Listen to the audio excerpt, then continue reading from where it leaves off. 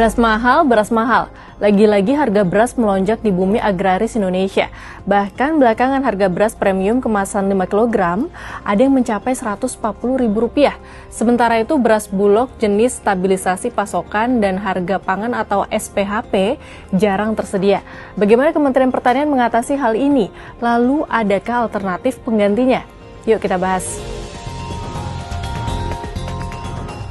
Data Badan Pusat Statistik pekan kedua Agustus 2025 menunjukkan rata-rata harga beras medium dan premium secara nasional masih cenderung naik, masing-masing 1,15% dan 0,82%. Kenaikan terjadi kendati pemerintah mengklaim telah menyalurkan beras SPHP secara masif. Menteri Pertanian Andi Amran Sulaiman Selasa 26 Agustus 2025 menyebut jika pemerintah telah melakukan operasi besar-besaran untuk menstabilkan harga beras hingga Desember nanti. Sekarang ini harga sudah berangsur-angsur turun, kita akan melakukan operasi pasar besar-besaran berkelanjutan sampai Desember.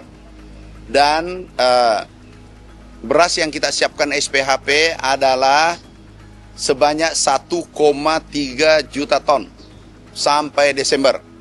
Kita target insya Allah ke depan harga beras berangsur-angsur turun.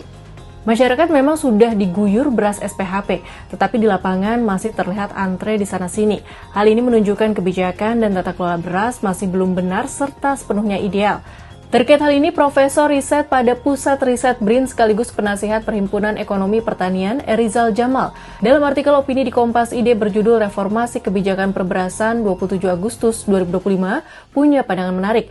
Erizal menyebut jika upaya mengurangi ketergantungan pada beras dimulai dengan mengedepankan konsep swasembada pangan ketimbang swasembada beras. Melalui konsep swasembada pangan, ketersediaan pangan tak harus seluruhnya dari beras, tapi bisa juga dipenuhi dari bahan pangan lain berbahan baku non-beras. Di tahap awal, pemerintah cukup menargetkan ketersediaan beras 90% dari kebutuhan konsumsi. Dengan perhitungan kebutuhan konsumsi sekitar 30 juta ton setara beras tahun, maka untuk beras ditargetkan produksi sekitar 27 juta ton saja. Adapun 3 juta ton setara beras lainnya dipenuhi dari bahan pangan non-beras. Pertanyaan selanjutnya, apa saja jenis bahan pangan non-beras? Soal ini Indonesia sangat kaya dan berlimpah. Saat ini beberapa bahan pangan non-beras seperti beras analog berbasis sagu telah banyak dikembangkan. Selain sagu, jagung juga bisa menjadi alternatif pengganti beras. Jagung dikenal kaya akan kandungan karbohidrat serta mengandung vitamin dan mineral. Lalu ada juga sumber karbohidrat yang banyak dikenal masyarakat, apalagi kalau bukan singkong.